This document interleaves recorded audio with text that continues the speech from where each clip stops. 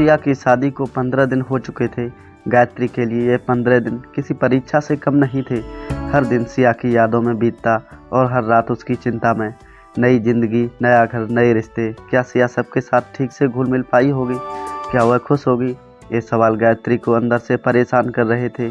जब सिया के हनीमून से लौटने की खबर मिली तो गायत्री का दिल खुशी से झूम उठा। उन्होंने तुरंत सिया को फ़ोन लगाया। सिया, तुम आ गई? अब जल्दी से बताओ, कैसी हो? कैसे हैं सब लोग? मालदीव में क्या क्या देखा? ससुराल वाले कैसे हैं? सिया ने शांत स्वर में जवाब दिया। माँ, मैं ठीक हूँ, अभी परिवार के साथ बैठी हूँ, थोड़ा समय बाद आपसे बात करती हूँ। उसकी आवाज़ में ठहराव था, जैसे वह कुछ छिपाने की कोशिश कर रही हो। गायत्री के मन में बेचैनी बढ़ गई। फ़ोन रखते ही गायत्री असहज हो गई। सिया की आवाज़ उनके कानों में गूंज रही थी। वह ठहराव, वह दूरी, कुछ ऐसा तो था जो उन्हें समझ नहीं आ रहा था। उन्होंने अपने पति अशोक को अपनी चिंता बताई। सुनो, सिया ठीक नहीं लग रही थी, उसने मुझे ढंग से बात भी नहीं की। अशोक ने समझाने की कोशिश की। गायत्री, वह नई जिंदगी में ढल रही है, सबके साथ एडजस्ट कर रही होगी, उसे समय दो। लेकिन माँ का दिल कहाँ मानता है? गायत्री रात भर करवटें बदलती रही। उसके मन में कई सवाल थे। क्या सिया को ससुराल में कोई दिक्कत है? क्या वह खुश नहीं है? सिया का संघर्ष और नए रिश्ते। सिया ससुराल की नई जिंदगी में खुद को ढालने की कोशिश कर रही थी। हनीमून की खूबसूरत यादें उसके मन में भी थी, लेकिन ससुराल की जिम्मेदारियां और उपेक्षाएं उसे हर दिन नई चुनौती दे रही थी। उसके पति विवेक उसे हर कदम पर सहारा देते थे, लेकिन सिया का मन कभी कभी आपके मायके की निश्चिंतता को याद करने लगता। उसे माँ के साथ बिताए पल और उनका निस्वार्थ प्यार बहुत याद आता था। उसने महसूस किया कि उसकी सास रमा देवी उसे अपनाने की कोशिश तो कर रही थी, लेकिन उनका स्वभाव थोड़ा सख्त था। सिया हर बात को संभालने की कोशिश करती, लेकिन कभी कभी उसे लगता कि वह कहीं ना कहीं असफल हो रही है।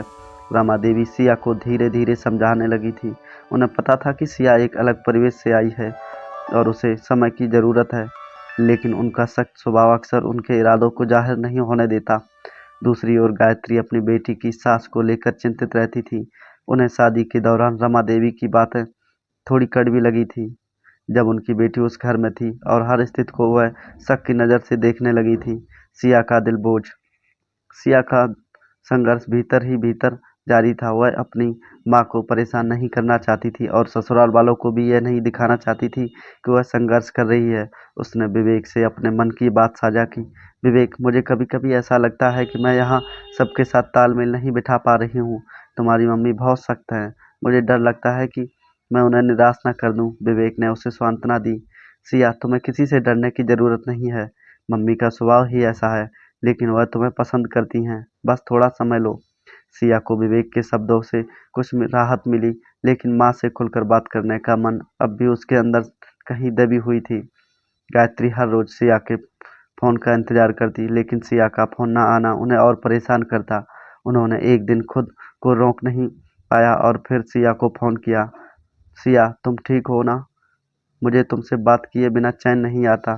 सिया ने हल्की हंसी के साथ जवाब दिया। माँ, मैं ठीक हूँ, बस यहाँ सबके साथ व्यस्त रहती हूँ, आपको चिंता करने की ज़रूरत नहीं है। गायत्री ने महसूस किया कि सिया उनके साथ खुलकर बात नहीं कर रही। उनके मन में यह डर बैठ गया कि कहीं ससुराल में सिया पर ज़्यादा दबाव तो नहीं। एक दिन रमा देवी ने सिया को अपने पास बुलाया। सिया, तुम्हारी माँ का फोन आया था, वो तुम्हारे लिए बहुत चिंतित लग रही थी। मुझे लगता है कि तुम्हें उनसे खुलकर बात करनी चाहिए। सिया ने हैरानी से अपनी सास की ओर देखा। उसे उम्मीद नहीं थी कि रमा देवी उसे ऐसा कहेंगी। सास के इस कदम ने सिया के मन के में उनके प्रति सम्मान बढ़ा दिया। उस रात सिया ने अपनी माँ को फोन किया। माँ, मैं आपसे दिल खोलकर बात करना चाहती हूँ। यहाँ सब बहुत अच्छे हैं, हनीमून की ट्रिप बहुत मज़ेदार थी, और माँ, सासू माँ ने मुझसे कहा कि मैं आपसे बात करूँ। वो मेरा ख्याल रखती हैं, बस मुझे थोड़ा समय लग रहा है सब कुछ समझने में। गायत्री ने चैन की सांस ली। उन्होंने सिया से कहा, बेटा, तुम्हारी खुशी में ही मेरी खुशी है, मुझे तुम पर पूरा भरोसा है, बस जब भी तुम्हें मेरी ज़रूरत हो मुझे बताना। सिया ने ससुराल के माहौल को समझते हुए खुद को ढालना शुरू कर दिया। रमा देवी ने सिया को घर के फैसलों में शामिल करना शुरू किया।